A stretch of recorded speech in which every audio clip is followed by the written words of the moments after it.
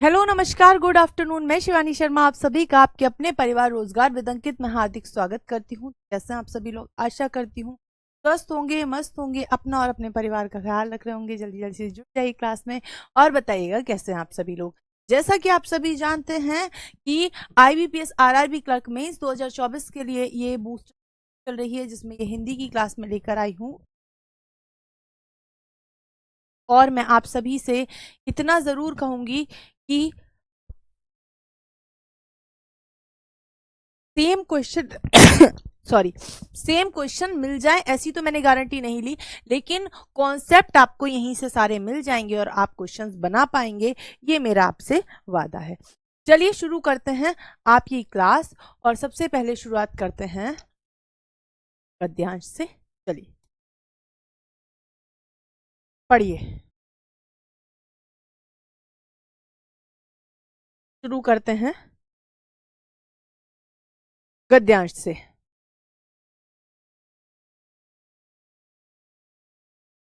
राम कुमार वर्मा ने ऐतिहासिक अच्छा राम कुमार वर्मा ने डॉक्टर राम कुमार वर्मा ने ऐतिहासिक अपठित गद्यांश एवं समस्या मूलक एकांकियों की रचना की है।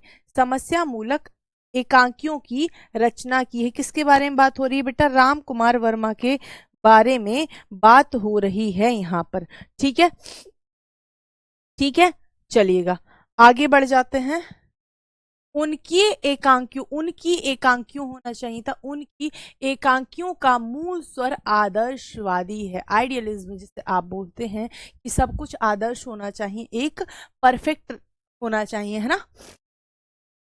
प्रेम, सेवा, उदारता, त्याग और बलिदान की भावनाओं से उत्प्रोत का मतलब डूबे हुए हैं। इन ऐतिहासिक एकांकियों में भारत के अतीत गौरव को प्रस्तुत करते हुए भारत का जो प्राचीन गौरव है, भूतकाल का जो गौरव है आप जानते हैं, वो प्रस्तुत करते हुए राष्ट्रीयता की भावना जगाने का प्रयास किया गया है लोगों के हृदय में, कि जो लोग ये पाठ पढ़ें उनके मन में राष्ट्रीयता का भाव जरूर जागृत हो। समस्या मूलक एकांकियों में वर्मा जी ने शिक्षित मध्यम वर्गीय दंपतियों की अनेक समस्याओं जैसे प्रेम, सेक्स, संदेह, दंभ आदि को कथानक का विषय बनाया है। मतलब जो अपनी कहानियां हैं उसका मुख्य विषय क्या बनाया है? जो एक मध्यम वर्गीय दंपतियों की परेशानियां होती, किंतु उनकी परिणति आदर्शों में है। लेकिन इन सब चीज आदर्श में बांधकर ही बताया है, क्योंकि उनके एकांकियों की नायिकाएं अंततः अपने पति के सम्मान की रक्षा करती दिखाई पड़ती हैं। भारतीय नारी कुछ भी हो, सम्मान पति का सदैव रखना है, ये दिखाई पड़ती हैं। यथा रेशमी टाई एक एकांकी है कि ललिता और एक्ट्रेस की एकांकी नायिका प्रभात कुमारी क्या दिए हैं? एग्जाम्पल दिए गए हैं राम कुमार वर्मा की एकांकियों के दो कैरेक्टर के। अतिशय आदर्शवादिता के कारण, मतलब बहुत ज्यादा अतिशय का मतलब क्या? बहुत ज्यादा आदर्शवादिता के कारण वर्मा जी के एकांकी यथार्थ से दूर होते गए जान पड़ते हैं। ऐसा लगता है इतना आइडियलिज्म दिखा देते हैं कि असल जिंदगी में पॉसिबल ही नहीं। कई बार हम पिक्चर देखते हैं तो हम कहते हैं ना ये सिर्फ पिक्चर में हो रहा है, असल में नहीं हो रहा। ऐसा ही क्या है इनकी एकांकी के साथ है। किंतु एकांकी शिल्प की दृष्टि से, मतलब लिखावट की दृष्टि से वे हिंदी के युग प्रवर्तक एकांकीकार माने गए हैं।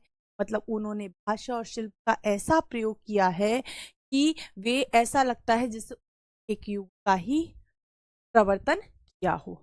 आरंभ, कौतूहल, संकलन त्रय, चरम सीमा आदि तत्व उन एकांकियों में बड़ी सूक्ष्मता से विद्यमान है। मतलब ये सारी चीज एकांकियों में है। ठीक है, आरंभ है, कैसा आरंभ होना चाहिए? कौतूहल, क्या कौतूहल होनी चाहिए, जिज्ञासा होनी चाहिए इंसान के मन में जानने की, है ना। संकलन त्रय, चरम सीमा, पीक पॉइंट क्या हो सकती? रंगमंचीयता एवं अभिनेता के गुणों से भरे भी उनके एकांकी संपन्न है। उनमें सरसता के साथ साथ शिल्प की प्रौढ़ता भी विद्वान है। कि ऐसा भी है कि मतलब पढ़ने में सरसता का मतलब क्या है, पढ़ने में आनंद आए, रस है उसमें, और साथ ही की प्रौढ़ता का मतलब अच्छा परिपक्व शिल्प उनकी एकांकी में है। वस्तुतः एकांकी कला को चरम यौवन पर पहुंचाने का श्रेय डॉक्टर राम कुमार वर्मा को ही जाता है। मतलब एकांकी की दुनिया में, जैसे कहते हैं ना उपन्यास की दुनिया के सबसे बड़े सम्राट प्रेमचंद कहे जाते हैं, इसी प्रकार से यहाँ पर ये कहा गया है। उपर्युक्त गद्यांश का उपयुक्त क्या होगा? डॉक्टर वर्मा की लेखन शैली देख लो। डॉक्टर वर्मा के एकांकी, डॉक्टर राम कुमार वर्मा के नाटकों में राष्ट्रीयता की बात नहीं हुई, रंगमंचता नहीं, लेखन शैली की बात नहीं, डॉक्टर राम कुमार वर्मा की एकांकी के बारे में यहाँ पर सारी बात की गई है। तो यही ऑप्शन हमारा भी सही जाएगा। चलिए आगे बढ़ते हैं बेटा। उपर्युक्त गद्यांश में प्रयुक्त शैली है, कैसी शैली है? विवरणात्मक है, विवेचनात्मक है, आलोचनात्मक है, गवेषणात्मक है। गाया तो जा नहीं रहा है कुछ, है ना, तो गवेषणात्मक तो है नहीं, है ना, गवेषणात्मक तो है नहीं, कुछ ऐसा तो है नहीं कि कुछ गाया जा रहा हो। बताओ बेटा, है ना, आप कहेंगे बिल्कुल नहीं। तो आप कहेंगे विवेचनात्मक, कोई विवेचन नहीं किया जा रहा, विवरणात्मक नहीं, आलोचना की जा रही है, मतलब एकांकी की समीक्षा की जा रही है, कहाँ उसमें अच्छाई और कहाँ उसमें बुराई है। हिंदी साहित्य में आलोचना का अर्थ बुराई नहीं होता, हिंदी साहित्य में आलोचना का अर्थ होता है समीक्षा। जो वस्तु जैसी है उसको उस तरह से उसके सामने रखने को समीक्षा कहा जाता था, वही इसमें बताया जा रहा है ना। डॉक्टर राम कुमार वर्मा की इकाइयों का मूल स्वर है, यथार्थवादी है,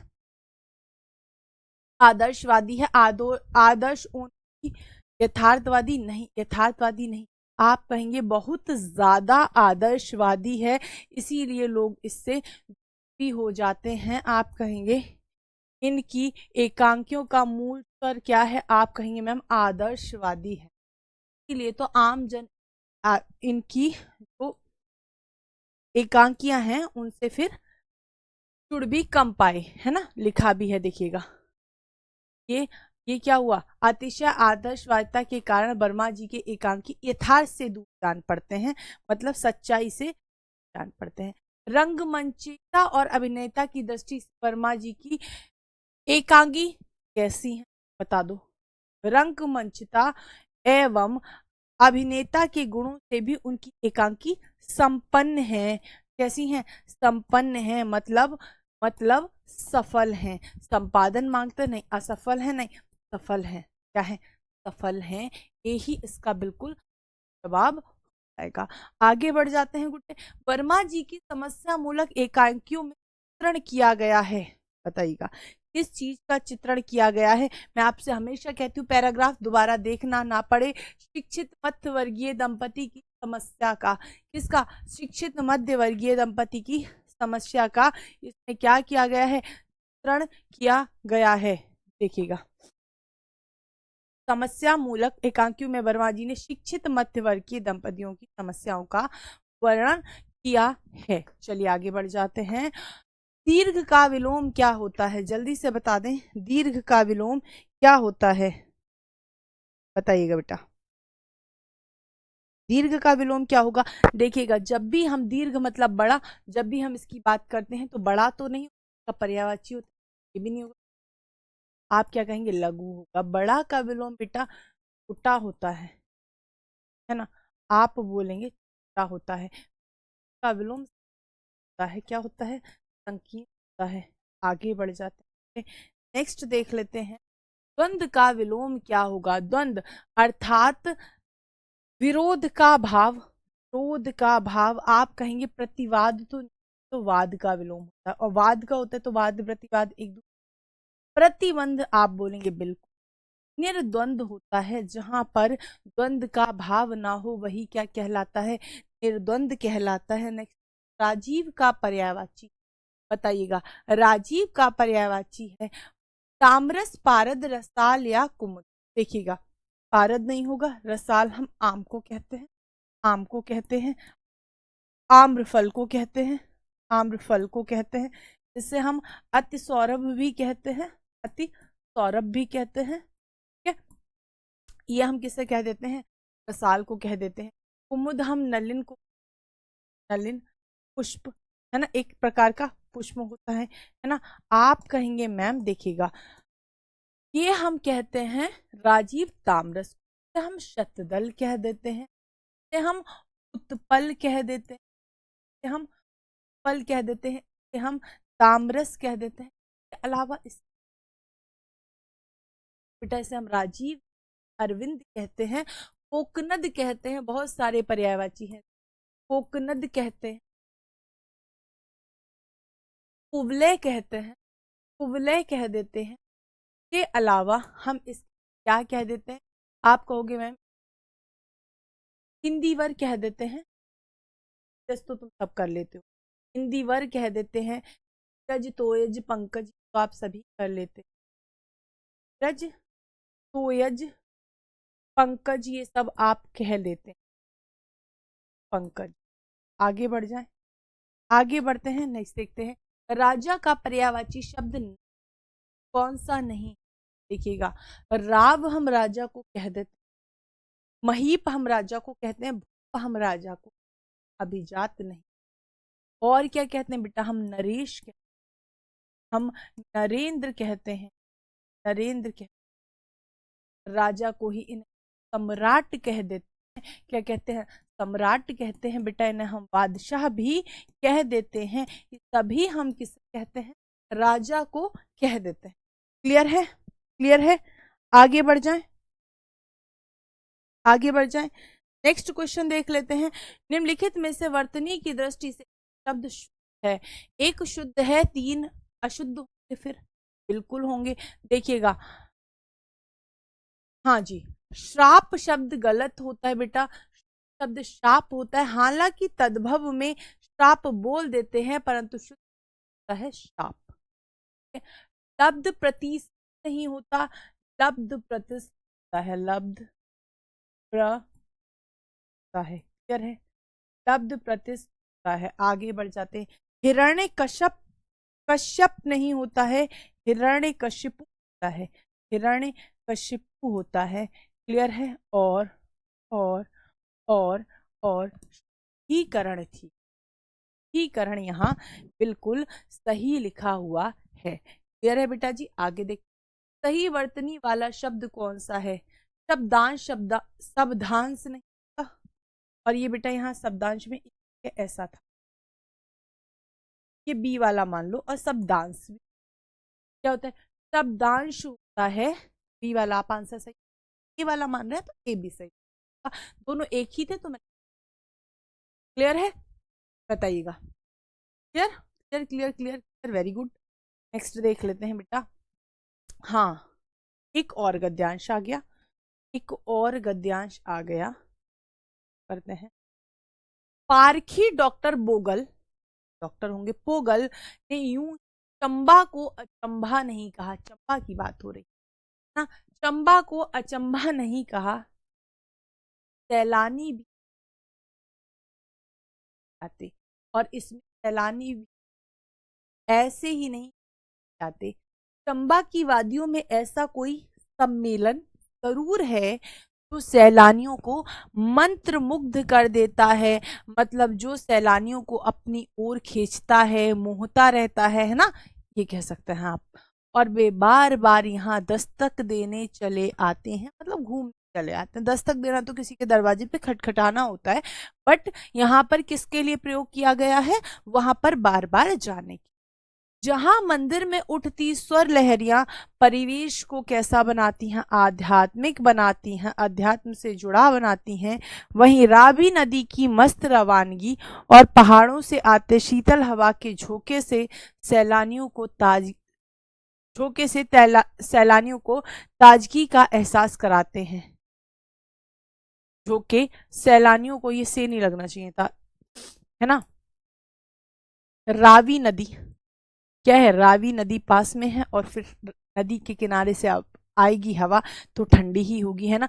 वहीं रावी नदी की मस्त रवानगी मतलब चल रही होती है, पहाड़ों से आते शीतल हवा के झोंके सैलानियों को ताजगी का एहसास कराते हैं।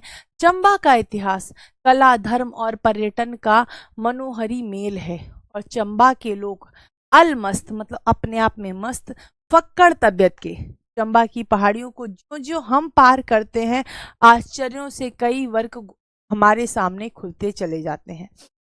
प्रकृति ने अपने दिव्य सौंदर्य की झलक प्रकृति अपने दिव्य सौंदर्य की झलक दिखाती, अद्भुत सौंदर्य की झलक प्रकृति हमें यहाँ दिखाती है। चंबा के सौंदर्य को आत्मसात करने के बाद ही डॉक्टर बोगल ने इसे क्या कहा, आत्मसात मतलब पूरी तरह से अपनी आत्मा में उतारने के बाद ही उन्होंने इसे क्या कहा, अचंभा कहा होगा, है ना, है ना, क्या कहा होगा, अचंभा कहा होगा। आगे बढ़ जाएं, बताइएगा। चंबा का ये सौभाग्य रहा उसे एक से एक बड़ा कलाप्रिय, धार्मिक और जनसेवक राजा मिला। मतलब वहाँ के जो राजा भी थे वो बहुत ही जनता को प्यार करने वाले, जन की सेवा करने वाले थे। इन राजाओं के काल में ना सिर्फ यहाँ की लोक कलाएं फूली फली, मतलब लोकल की जो कुछ ना कुछ कलाएं होती हैं हर जगह वो फली फूली, अपितु इनकी ख्याति चंबा की सीमाओं को पार करके पूरे भारत में फैल गई। इन कला प्रिय नरेशों में राजश्री सिंह 1884, एक मिनट, राजश्री सिंह 1884 राजा राम सिंह के नाम दिए हैं, राजा भूरी सिंह 1904 के नाम से विशेष रूप से उल्लेखनीय है। मतलब वहां की कुछ राजाओं के नाम हैं। वस्तुकला हो या भित्ति चित्रकला, भित्ति चित्रकला का मतलब होता है दीवार पर जो चित्रकला की जाती है वो, मूर्ति कला हो या काष्ठ कला, काष्ठ कला नहीं होती, काष्ठ कला मतलब लकड़ी की कला, मूर्ति बनाने की कला हो या लकड़ी पर नक्काशी इत्यादि होती है ना वो कला, जितना प्रोत्साहन इन्हें चंबा में मिला शायद ही अन्यत्र कहीं मिला हो। चंबा की कलम शैली ने खास अपनी पहचान बनाई है। किसी घाटी की ऊंचाई पर खड़े होकर देखें तो समूचा चंबा शहर भी किसी अनूठी कलाकृति जैसा ही लगता है। आगे बढ़ते हैं। चंबा का इतिहास धर्म और पर्यटन में कैसा है? आप कहेंगे दर्द देने वाला, बिल्कुल नहीं, नापसंद नहीं, ठीक ठाक नहीं, मन को हरने वाला, मनोहरी वातावरण का, है ना, मनोहरी इतिहास भी है वहां का, है ना। बताइएगा, बताइएगा, क्लियर है? आगे बढ़ जाएं, आगे बढ़ जाएं, चलिएगा। डॉक्टर बोगल ने चंबा को अचंभा कैसे कहा? वहां से आने के बाद, अनुभव करने के बाद, आने के बाद का कोई मतलब नहीं, किसी से सुनने के बाद नहीं, देखने के बाद नहीं, अनुभव करने के बाद डॉक्टर बोगल ने क्या किया, ये एहसास किया कि चंबा जो है वो अचंभा ही है। चलिए, चंबा को सौभाग्यशाली क्यों कहा गया? राजाओं के कारण, प्रजा के कारण, स्थिति के कारण, परिस्थिति के कारण। देखिएगा यहाँ लिखा है चंबा का यह सौभाग्य रहा, क्या रहा? ये सौभाग्य रहा कि उसे एक से एक बड़ा कलाप्रिय, धार्मिक और जनसेवक राजा मिला है। क्या सौभाग्य रहा? तो आप कहेंगे राजाओं के कारण उसे हमने क्या कहा? सौभाग्यशाली कहा, क्योंकि वहां के राजा बहुत ही अच्छे राजा रहे हैं, है ना, जनता को प्यार करने वाले राजा रहे हैं। नेक्स्ट देखते हैं, चंबा की किस शैली ने अपनी पहचान बनाई? देखिएगा, देखिएगा, वस्तुकला हो, भित्ति, हाँ इन कला प्रिय नरेशों ने, ठीक है, वास्तुकला हो या भित्ति चित्रकला, मूर्ति कला, काष्ठ कला, जितना प्रोत्साहन इन्हें चंबा में मिला अन्यत्र कहीं नहीं मिला। चंबा की कलम शैली ने खास अपनी पहचान बनाई। कौन सी शैली ने बेटा? आप कहेंगे कलम शैली ने क्या किया है? खास अपनी पहचान बनाई है। इसने कलम शैली। देन आगे बढ़ जाते हैं। वशीकृत शब्द का समानार्थी शब्द अनुच्छेद में पहचानिए। देखिएगा, अनुच्छेद देखोगे क्या इसके लिए? ये 4 शब्द हैं, इन्हीं में से होगा। ख्याति तो प्रसिद्धि को कहते हैं, तो क्या ये इसका समानार्थी शब्द है? प्रसिद्धि। और वशीकृत का मतलब होता है अपने बस में कर, मतलब जो बस में कर ले या बस में किया हुआ, तो बता दो प्रसिद्ध। आप कहेंगे वशीकृत का अर्थ होता है मंत्र। बिल्कुल सही, उल्लेखनीय नहीं, सैलानियों नहीं। क्लियर है, आगे बढ़ जाते हैं गुड्डे। नेक्स्ट देखते हैं, हाँ एक मिनट, ये हम बाद में करेंगे, एक आपको होमवर्क में देना था गद्यांश, तो वो उसके लिए है। पहले देखते हैं इसको, एक गद्यांश आपको होमवर्क में भी देना था, मैंने सोचा था कई दिन हो गए आपको नहीं मिला है कोई होमवर्क। देखिएगा, नीचे 6 वाक्य A B C D E F दिए गए हैं जो आपस में क्या है, उलझे हुए हैं। इन वाक्यों को उचित क्रम में व्यवस्थित करके एक सार्थक अनुच्छेद बनाएं, फिर दिए गए प्रश्नों के उत्तर दें। बताइएगा, कोई भी वाक्य फिक्स नहीं है यहाँ, कोई भी वाक्य फिक्स नहीं है, आप ये मत समझना कि कोई वाक्य फिक्स है। ना ए वाला ना ई वाला, ये है मेरे टैक्स के पैसे की बर्बादी है। मैंने सोचा, देखो क्या बात चल रही, पहले बात समझने की कोशिश करो पूरे ध्यान से। ये मेरे टैक्स के पैसे की बर्बादी है। क्या मैंने सोचा उन लोगों के पास से गुजरते हुए जो मुफ्त में कैलिफोर्नियाई शार्डेनो पी रहे थे, कैलिफोर्नियाई शार्डेनो पी रहे थे।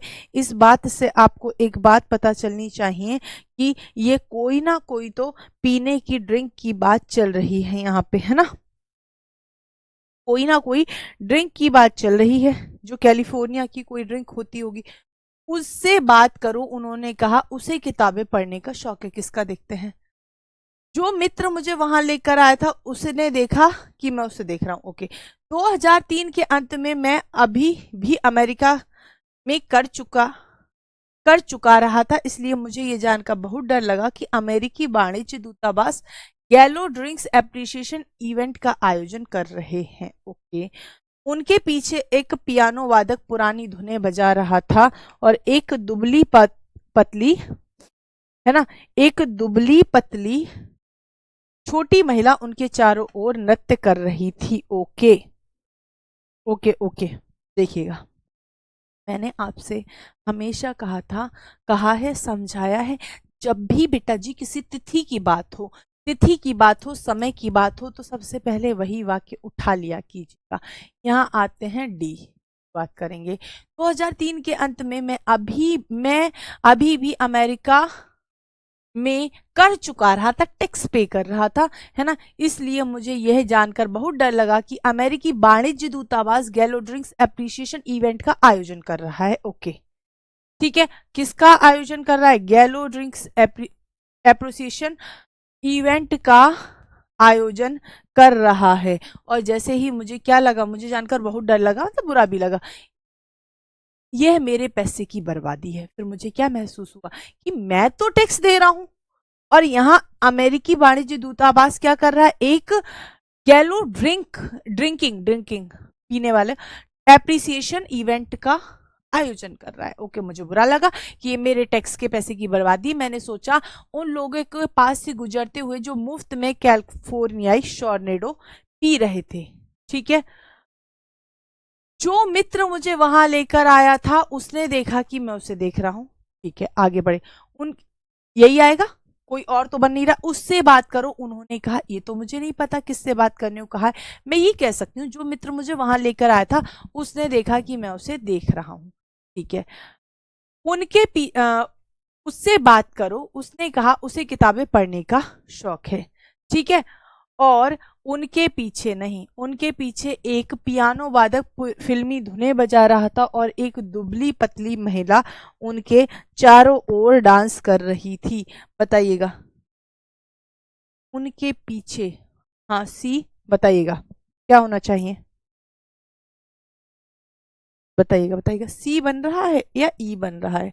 जो मित्र मेरा लेकर आ रहा था, नहीं, उनके पीछे मुफ्त। Okay okay okay okay okay, done done done, ये सी नहीं आएगा। देखो, ये मेरे पैसे की बर्बादी। मैंने सोचा उन लोगों के पास से गुजरते हुए जो मुफ्त के में कैलिफोर्नियाई शॉर्नेडो पी रहे थे, जो शॉर्नेडो पी रहे थे, उनके पीछे एक पियानो वादक पुरानी फिल्मी धुनें बजा रहा था और एक दुबली पतली छोटी महिला उनके चारों ओर नृत्य कर रही थी। जो मित्र मुझे वहां लेकर आया था, मैंने उसे देखा, उसने देखा कि मैं उसे देख रहा हूं, उससे बात करो। उन्होंने कहा उसे किताबें पढ़ने का शौक है। किसी अन्य की ओर इशारा करके कहा उसे किताबें पढ़ने का शौक है। यही बिल्कुल सही, यही बिल्कुल सही बेटा बन रहा है, इसके अलावा कोई क्रम नहीं बन रहा है। मैं ये लाइन मिस कर गई थी। कैलिफोर्नियाई शॉर्नेडो पी रहे हैं और उन पीने वालों के पीछे क्या है, एक महिला नृत्य कर रही है और पियानो बज रहा है, ये समझ लो। फिर मैंने अपने मित्र को देखा, मित्र ने मुझे बताया किसी के बारे में कि उससे बात कर लो, उसे किताबें पढ़ने का शौक है। चलिए, निम्नलिखित में से चौथा वाक्य कौन सा होगा? 1 2 3 4 5, चौथा कौन सा है? सी है, फॉर श्योर सी है ना? हो गया, ओके। पहला वाक्य कौन सा है?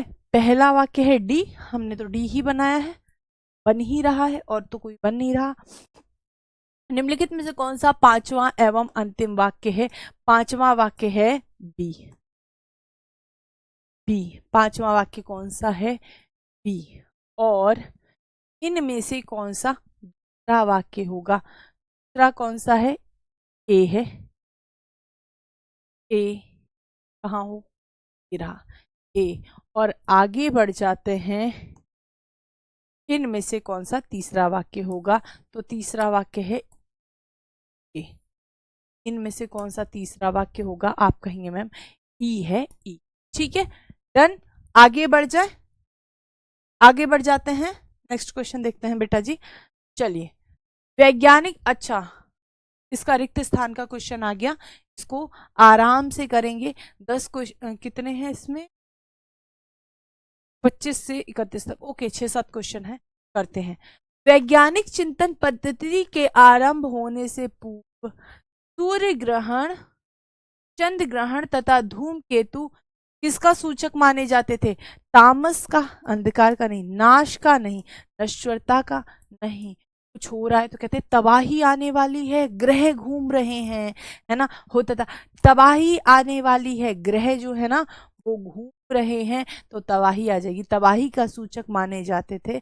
जादू टोनों की बीमारी का, जादू टोनों की बीमारी का कारण माना जाता था और फसलों के नष्ट होने या उसके ना उगने के लिए देवताओं और राक्षसों, ठीक है, संबंधित पूजनीय, कुपित या मात्र, कोई संबंधित देवता नहीं, मात्र देवता नहीं, ये देवता नहीं, कुपित देवता, कि जरूर देवता रूठ गए हैं, इसीलिए तो हमारी फसलें खराब हो रही हैं, है ना, और बीमारी हो रही है गांव भर में। कहते हैं कुपित देवताओं और राक्षसों को दोषी ठहराया जाता था, आधारित नहीं, अभियुक्त नहीं, दोष दोगे भगवान को नहीं, उत्तरदायी ठहराया जाता था। यही जिम्मेदार हैं, यही यही हमारे ऊपर कोई ना कोई कष्ट डाल रहे हैं, उत्तरदायी ठहराया जाता था। कुछ लोगों का विश्वास था कि नरबलि से युद्ध में विजय की क्या बनती है? विजय की संभावना बनती है, आशा बनती, आशा नहीं होगा, निश्चितता नहीं होगा, प्रत्याशा नहीं होगा, संभावना बढ़ती है। नरबलि, जीते जी इंसान को मार दो और उसकी बलि दे दो ईश्वर के समक्ष और कहो फिर अब तो जीत पक्की है, ऐसा। नरबलि से युद्ध में विजय की संभावना बढ़ती है। भूमि की उत्पादन, उर्वरा, ऊसर या पैदावार शक्ति नहीं होगी। ऊसर तो हम किसे कहते हैं बेटा? वह भूमि जिसमें कुछ उत्पन्न ना हो। उर्वरा तो किसे हम कहते हैं? आप कहते हैं वह भूमि जिसमें कुछ पैदा हो जाए, तो आप कहेंगे उत्पादन की शक्ति बढ़ती, उर्वरा की शक्ति नहीं। उर्वर शक्ति लिखा होता तो ठीक था, उर्वरा तो खुद भूमि को कहेंगे, उर्वरा तो खुद कहते हैं जो उपजाऊ हो, ठीक है। उत्पादन शक्ति और स्त्रियों की जनन क्षमता, मतलब संतान को जन्म देने की क्षमता में वृद्धि होती है। आज भी कुछ पिछड़े, रूढ़िग्रस्त, सांस्कृतिक और पारंपरिक, बताइएगा, आज भी कुछ अंधविश्वासी, पिछड़े नहीं, पारंपरिक, अरे नहीं भैया, सांस्कृतिक, हम मतलब रूढ़िवादिता में भी संस्कृति ढूंढे नहीं, रूढ़िग्रस्त और अंधविश्वासी लोग मानते हैं कि पागलपन का कारण प्रेतात्मा है। इससे पीड़ित रोगियों को दवाएं दी जाती नहीं, दवाएं कहाँ दे रहे हैं, ये तो तिरस्कार दिया जाता नहीं, पीड़ा दी जाती नहीं, यातनाएं दी जाती हैं, उन्हें सताया जाता है कि इसके साथ गलत करो ताकि भूत प्रेत इसे छोड़कर भाग जाएं। आगे बढ़ते हैं। इनमें से शुद्ध वर्तनी का शब्द है ज्योत्सना नहीं, ज्योत्सना नहीं, ज्योत्सना, ये दोनों ठीक लिखा है बेटा। आधा जा फिर यो फिर त फिर आधा सा फिर ना, ज्योत्सना होता है, ठीक है। चलिएगा आगे बढ़ जाते हैं, नेक्स्ट देख लेते हैं। अक्ल का दुश्मन होना मुहावरे का क्या अर्थ है? अक्ल का दुश्मन आप कहेंगे महापंडित, महापंडित तो बहुत विद्वान को कहेंगे, विद्वान को कहते हैं, है ना, विद्वान को कहते हैं महापंडित राहुल सांकृत्यायन। राहुल सांकृत्यायन जी को काशी के पंडितों ने महापंडित की उपाधि दी थी कि वे तो बहुत ज्यादा विद्वान हैं। शत्रु नहीं जी, मित्र नहीं, नहीं जी, महामूर्ख कहते हैं। अकल का दुश्मन, अकल के पीछे लाठी लेकर पड़ा रहने वाला क्या कहलाता है? महामूर्ख कहलाता है। आगे बढ़ जाते हैं। कौन सा शब्द अंधकार का पर्यायवाची नहीं? तम है, अंधेरा है, तिमिर है। अरे भैया अमावस्या थोड़ी, अमावस्या तो वह रात होती है, रात चंद्रमा नहीं दिखाई देता, है ना। अमावस्या अंधकार का पर्यायवाची थोड़ी ना है, बिल्कुल भी नहीं है। तो कौन सा हो जाएगा? आप कहेंगे मैम सी हो जाएगा। खगेश का पर्यायवाची क्या है? खगेश, खग का ईश मतलब पक्षियों का राजा, कौन सा होता है? देखो वासुदेव तो हम किसे बोलते हैं? कृष्ण को बोलते हैं। हम मधुसूदन कहते हैं, मधुसूदन कहते हैं, मधुसूदन कहते हैं। हम और क्या कहते हैं? हम अरे दामोदर कहते हैं, दामोदर कहते हैं, जिन्हें हम वासुदेव कहते हैं, हम वासुदेव कहते हैं। हम कंसारी कहते हैं, हम पुरारी कहते हैं, पुरारी कहते हैं। हम गिरधारी कहते हैं, हम गिरधारी कहते हैं। तब हम किसे कहते हैं? ये तो हम कृष्ण को कहते हैं। वाक तो हम वाणी को कहते हैं, है ना। विधु हम किसे कहते हैं बेटा? हम चंद्रमा को कहते हैं, चंद्रमा को कहते हैं। मयंक कह देते हैं इसे हम, है ना, इसे हम मृगांक कह देते हैं, इसे हम हिमांशु कह देते हैं, इसे हम धांशु कह देते हैं। क्या कहते हैं? धांशु कह देते हैं, सुधांशु कह देते हैं। और इसे हम हिमकर कह देते हैं, हिमकर कह देते हैं। इसे हम कलानिधि कह देते हैं, कलानिधि कह देते हैं। इसे हम कलाधर कह देते हैं, कलाधर कह देते हैं, है ना, है ना। इसे हम राकेश कह देते हैं, इसे हम निशापति कह देते हैं, निशापति कह देते हैं। और बेटा हम इसे निशाकर भी कह देते हैं। निशाकर चंद्रमा, निशाचर राक्षस, ठीक है। निशाकर हम किससे कहते हैं? चंद्रमा को कह देते हैं निशाकर। क्लियर है? आगे बढ़ जाते हैं। वातने हम बोलते हैं खगेश, अर्थात आप कहेंगे अर्थात गरुण को बोलते हैं, अर्थात गरुण को बोल देते हैं। क्या खगेश कह देते हैं? इसे हम उर्गारी कह देते हैं, उर्गारी कह देते हैं। इसे हम पन्नगारी कह देते हैं, पन्नक का अरी, है ना, इसे ही हम क्या कहते हैं? गरुण कह देते हैं बेटा जी। नेक्स्ट क्वेश्चन देख लेते हैं। निम्नलिखित में से कौन सा वाक्य शुद्ध? आजकल तबीयत अच्छी नहीं रहती है। ओके, आप ओके तो पूछा है आपका, आज आपका दर्शन हुआ, आपको अनेकों बार चेतावनी, चेतावनी यहां दी लगा लो, हालांकि गलत अब भी चलिएगा। गाय काला है पर दूध ही है। देखिएगा आप कहेंगे आजकल तबीयत अच्छी नहीं रहती, बिल्कुल ठीक है। आज आपका दर्शन हुआ, नहीं जी, आपके दर्शन हुए, आपके दर्शन हुए। दर्शन सदैव बहुवचन, आपको बैच में पढ़ाया था कि दर्शन सदैव कैसे है? बहुवचन। आपको अनेकों बार चेतावनी दी, नहीं, अनेक बार, अनेक खुद में बहुवचन है, अनेकों करनी है। गाय काला नहीं है, गाय स्त्रीलिंग है, काली है। और दूध मीठी नहीं है, दूध मीठा है। दूध कैसा है? मीठा है। नेक्स्ट देख लेते हैं, निम्न में से अशुद्ध वाक्य कौन सा है। पुस्तक मेज पर रखी है, कोई दिक्कत नहीं है रखी तो। कच्चे तेल की कीमत घट गया है, घट गया है या कीमत होती है घट गई है। यह मेरे सपनों का घर है, कोई दिक्कत नहीं। कानपुर भारत की औद्योगिक राजधानी है, कोई दिक्कत नहीं। विराट का विलोम क्या होगा।